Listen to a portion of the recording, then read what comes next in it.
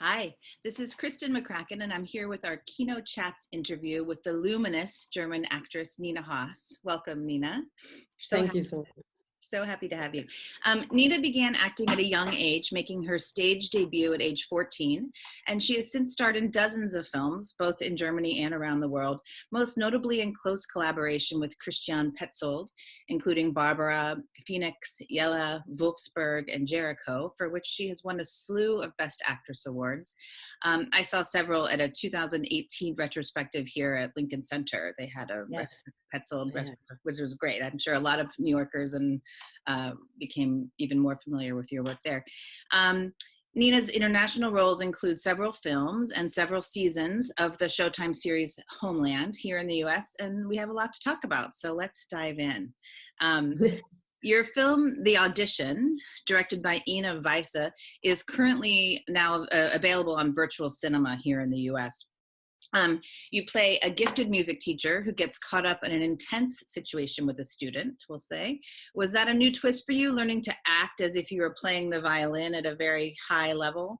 I know you play the piano, but was that a twist? Yes, privately I play the piano, so I am familiar with notes and all that kind of stuff. So, but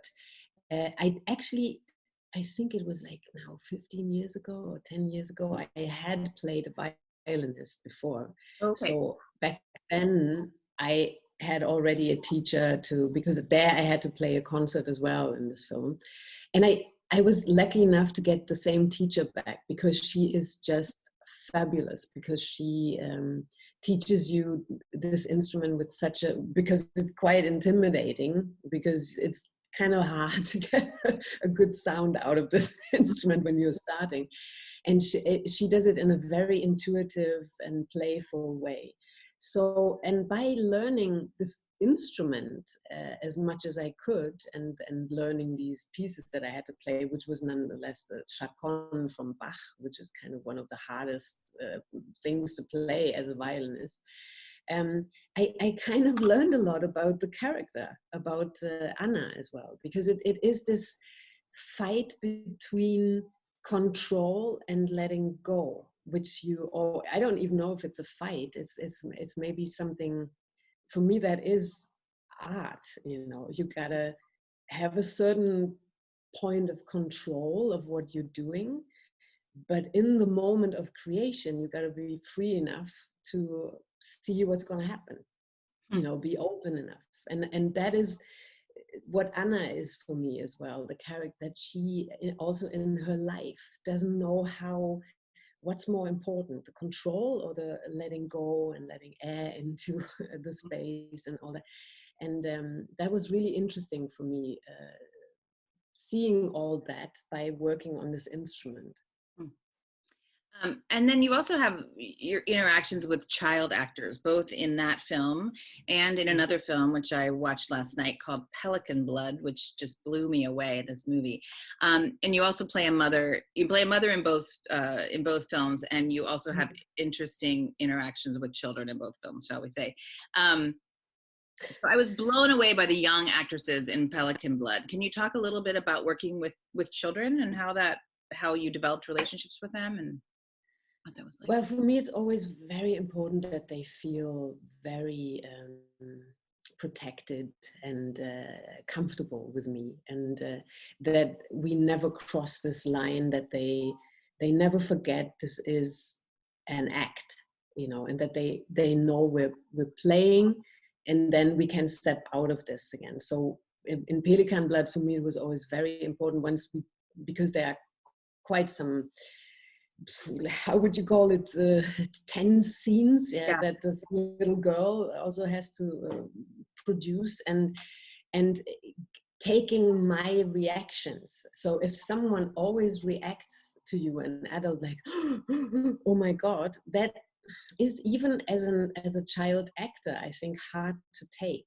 So I made sure that after each scene, we immediately go into a play situation. We do something nice, we laugh, so that she always knows this is just something we pretend, and it doesn't get mixed up with that's not me, Nina, being angry with her privately or so. So that's a balance act, but it was phenomenal with those two girls and the two boys in the audition the same way. They were older, and actually the student in the audition is not an actor, and he really didn't want to act, but he appreciated this whole experience. But we had to come up with, all kinds of tricks and things, like making him, always let him run up and down the stairs. So that he gets into a kind of a heated emotion, that somehow you see redness in his face and stuff, to kind of recreate this stress that he's under in the how do you call it, in the lesson. Mm-hmm. Yeah. And the other who plays my son, he is a real actor, and I think he's gonna pursue this, because I see it in his eyes. He knows how to. He knew what he's doing. And what about, yeah. What about the little girl Raya? The girl who plays Raya she's 5. Is that correct? I mean, she was. Yeah, she was getting to, her birthday was during the shoot, so she was then between 5 and 6 years old. Yeah, she was. I don't even know how that happened. That director. Well, she is. I've never met, I must say, a human being who is so fearless. She is really without fear, which is beautiful, because she trusts the world. Nothing can happen. You can go to an animal, like with the horses. She just went up to it, and she goes underneath the belly and all of that, and you're like, whoa. She's just fearless. So she went into all these scenes. She wanted to explore it all. Mm-hmm. For her, our work was more on, why do I have to repeat it? Oh, that's interesting. Because film is very repetitive, of course, and also to get her to understand it's not because she did something wrong, but because maybe the light was wrong, or there was a technical problem of some kind. But that she didn't enjoy much, and I'm completely with her. But as an adult, that's your job. You got to do this, and there's also beauty in repetition. But it was really not difficult getting her into action. Her mother is an actress. They work in theater. She at least always knew I'm acting here. She understood. That made it very. Very easy for us to feel that she's okay with everything. In both those films, you had female directors, and what role do they play on the set? What does that do? Is that a different atmosphere? Does it mean anything, or is it each person? I mean, is it each director that makes a difference, or is there a male-female thing between? I don't know. I think it is a matter of the personality. Mm-hmm. But I do think a little bit there's less ego involved. I have the feeling that both of these female directors, and also I've worked before with female directors like Nicolette Krebitz, for example, another German actress and director, they have a strong personality, and they know what they want and what they're looking for, and they don't give up until they've got it. But how they do it is slightly different. It's less about who had the idea, it doesn't matter. It's all towards the project. And that's very, I don't even say that exists also with men. That's not the point, but that is, all of these women had that, or have that, this kind of team spirit in a way. And it's still, or let's say, because it's clear, you have the position of the one who decides things, and you don't have to stress that point out every now and then, that's just a fact, and that's enough. And that I found and find very easy to work with, because then, you just go for it, into the same direction together. What about, you've of course made many films with Christian Petzold, as I mentioned. Can you talk about the collaboration that you two have and what that rapport has been like over the years? Well, it's like the more we've worked together, the more, it was always after each, or while we were shooting and working on a film, he already pitched to me the new idea, you know. It was like one thing comes out of it, and strangely for me also all these characters have something to do with each other, or it made sense that the next character is in this kind of story. Also that we started with modern stories and then went kind of, I had the feeling now Christian was at a point I can go backwards and tell something about Germany today, because even though we go backwards, because I understand the Germany of today fairly well now. I've explored that.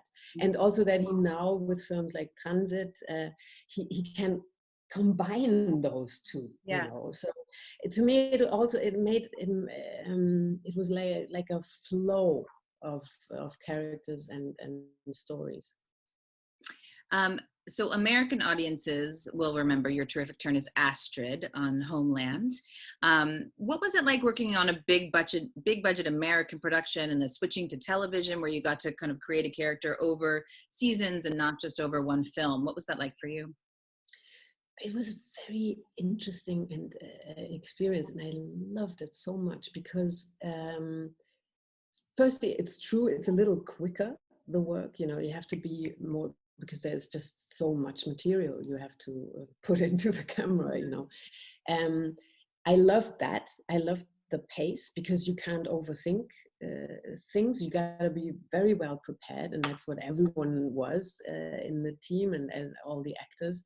But then the actual moment of creating a scene and acting with each other it wasn't at all different from what I experienced in filmmaking for cinema. You know, it is very concentrated. Everyone tries to get the essence of each scene and explore the characters as much as we possibly can, and that is very much in the hand of the actors. And that was something new, because it's almost like the directors come as guests, right, you know, but you are the one who knows, well, I've done this in episode 5 and now I would like to explore something else, and I have the possibility because it's in the script, and so on, and it's kind of your decision. And another thing was that you inspire the writers, and that was for me something where I was like, oh, interesting. you know, I felt like how I interpret things gives them ideas of how to explore this character, maybe even in a different way than they had thought at the very beginning they would take it to. And so overall, I just loved the people. I loved the and Alex Ganser, the showrunner, he saw A Most Wanted Man, this film I've done with the Philip Seymour Hoffman, Anton Corbijn movie, and that I just love that he gave me this chance to explore it and be part of this family. Such a great cast in that, and in A Most Wanted Man. I wanted to ask you about that, about working with Philip Seymour Hoffman on one of his last films, if not his last. What was that experience? He was he's my favorite. I loved him. Yeah, so. Yeah, the same here. Such so, a lot. That was for me just such a gift to be able to watch such a skillful actor and beautiful, beautiful human being. I just loved every minute working with him and watching him work. You know, I learned a lot of just watching him. And how he is on set, how he gets into character, and it was just phenomenal. So I'm very grateful for this experience. Good. So I know the production is in limbo right now, obviously, as is the world in limbo. But I know that you finished Violence of Action. Is that right? Is there a premiere set for that? That is, I actually don't know any. I don't have any information when that's going to have its release. But yeah, the last year, thank God, was I worked like crazy. I did a series called SHADOWPLAY with the directors Mons Marlind and Björn Stein, which is going to come out. It's a Bronze Studio production, Tandem and Canal Plus, And so that was with Taylor Kitsch and Michael C. Hall and Tuppence Middleton and so on. And where will that be? Where will that show? Do you know? I don't know yet. I know in Germany and I know all over Europe. I don't know in the States yet, when or with whom. But so, and after that, I was shooting Violence of Action. I think they finished in December. So it was really, it was the last. Just in time, yeah. Yeah, just in time. Yeah. So is everything else on hold? Do you have things in the works, or are you, just on hold? Yeah. Everything's well, in the beginning, it was all okay, because we're obviously, if you're lucky enough to have this privileged situation that you don't have to be panicking immediately, it was quite nice. And now I feel this disability of expressing yourself, which I've done really since I was 5 years old, is kind of, now I go like, because I can't write again. So what you do, and I guess that's what all of us try to do, you start developing things. I think there's gonna be so much material out there ready to be shot once we can start again. And then let's see what actually gets picked up and so on. But yeah, that's what gets you through these uncreative times, if you're not a writer, that you have all these discussions, with producers, with directors, with writers, of what to do. Yeah, create new projects. A lot of time to think. Yeah, a lot of time to think. Exactly. Yeah. Okay, I think we're almost done here, but we like to ask everyone for film recommendations. What are some of the German films that you've really enjoyed in the last few years that maybe people could see here if they haven't checked out yet? Well, it's very, because my focus is not so much on German films, but obviously I think who you might know, of course, is Maren Ade. She's a wonderful filmmaker. And then one of my, it's funny enough, it's actually a lot of women. Valeska Griesebach is someone I really, it's called Sehnsucht. I don't know if it ever was shown in the States, like Desire, maybe it would be the title. And then whom I find she's an Austrian director. I also find it very interesting is Jessica Hausner. She did Amour Fou, and someone I saw her very first film coming out of the film school. She has just a very special way of filming. Her language is very particular. And I love Maria Schrader. I love the two ladies I've worked with, So yeah, that's maybe the directors I can name. Maria Schrader was my first interview that I did with these. So really, yeah, she was wonderful. It's quite amazing the journey she's having. It's fantastic. Yeah. Well, thank you so much. We really appreciate you taking the time to talk with us. And of course, we wish you the best of luck and can't wait to see what's next. Thank you.